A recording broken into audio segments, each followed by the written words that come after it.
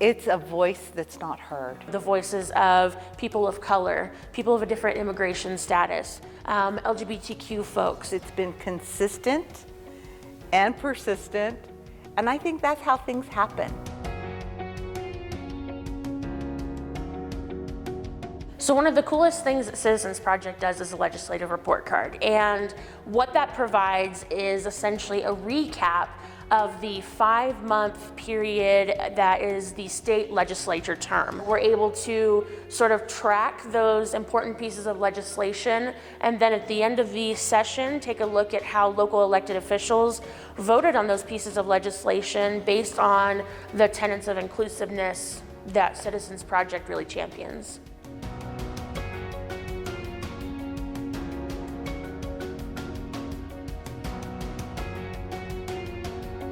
It's more like, here are the facts, and you do with those set of facts what you're going to do with them. But here's the information, we've done the research, and this is what they're saying. And approaching it in that way makes it unbiased and fair, and I think they treat every candidate with the utmost respect.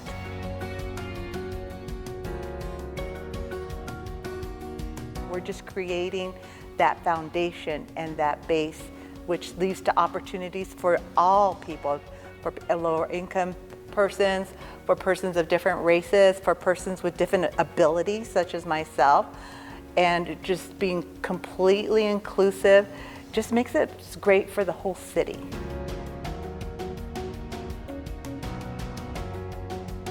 When there's any issue going on where someone or some group is going to be impacted in a negative way, Citizens Project is there. When I returned to the Colorado Springs community, I was dismayed on how little transportation that we had, mainly transit, and how the sidewalks weren't walkable even to get to those stops.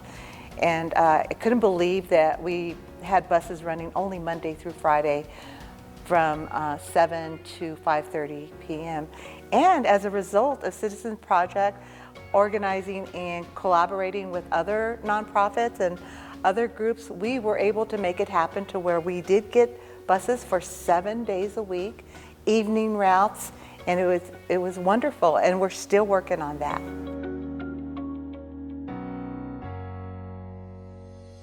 It was to inform people, to give them all sides of what this means, what immigrants mean, and what they contribute to society.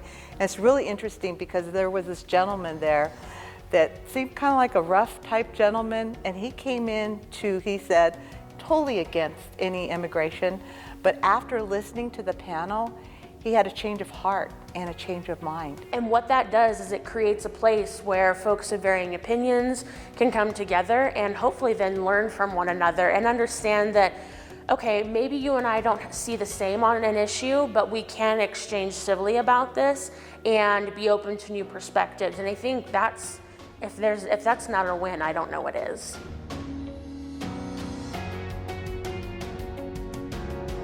I had a really close friend of mine who is in a same-gender relationship and is looking to get married here in our community, Colorado Springs, and approached a wedding venue about using their space for their event, and were told that they don't believe in marriage that's not between a man and a woman, and so that they were not allowed to have their wedding. So I worked with the people at Citizens Project and I said, here's the situation.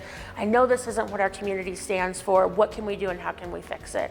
And so it was really cool to see Citizens Project really jump into action, connect with our folks in Denver, connect with our folks locally to try and understand what all was going on and how they could help these individuals. So ultimately, I think what came out of that situation was an understanding of, really the type of work that Citizens Project is built to do, right? It's to advocate, to be a voice for those seemingly without that voice, to be a representative, and then also to be a knowledge gatherer.